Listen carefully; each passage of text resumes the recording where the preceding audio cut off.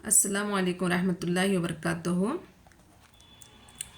حدیث شریف میں روایت ہے، شہادت کے وقت امیر المومنین سیدنا حضرت علی کرم الوجہ کی بیدار اور مغزی۔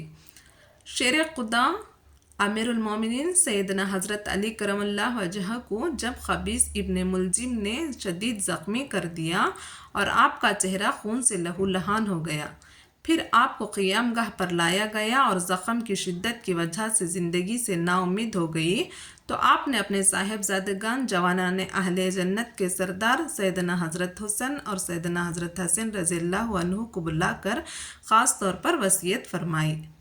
وصیت کے بعض اہم اجزاء یہ تھے: میں اپنے تمام صاحبزادگان اور جن تک بھی میری تحریر پہنچے اللہ رب العزت سے ڈرنے اور ایمان و اسلام ہی کی حالت پر مرتے دم تک قائم رہنے کی وصیت کرتا ہوں۔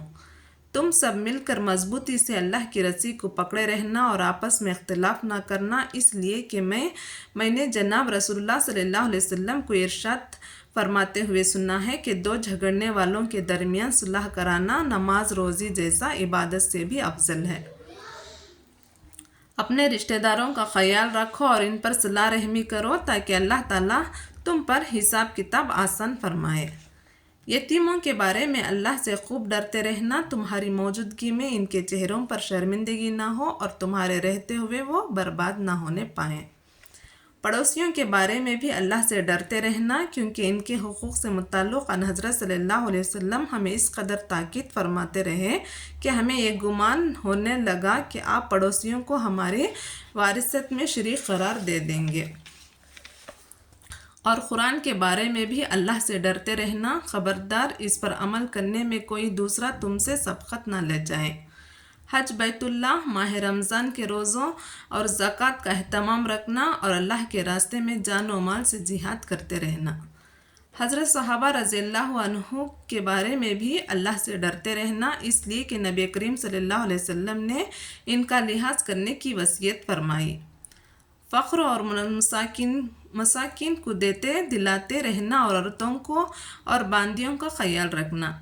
دینی معاملے میں کسی کے طعنے کی پرواہ مت کرنا، انشاءاللہ تمہارے بدخواہوں کی طرف سے اللہ تعالیٰ کفایت فرمائیں گے۔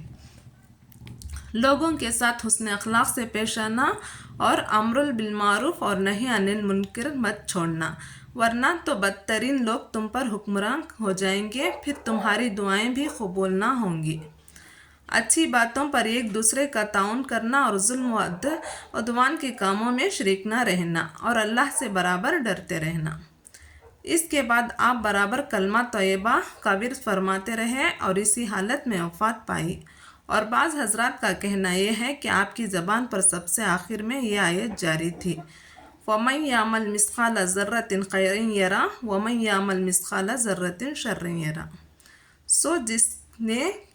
سو جس نے کی ذرہ بھر بھلائی وہ دیکھ لے گا اسے، اور جس نے کی ذرہ بھر برائی وہ دیکھ لے گا اسے۔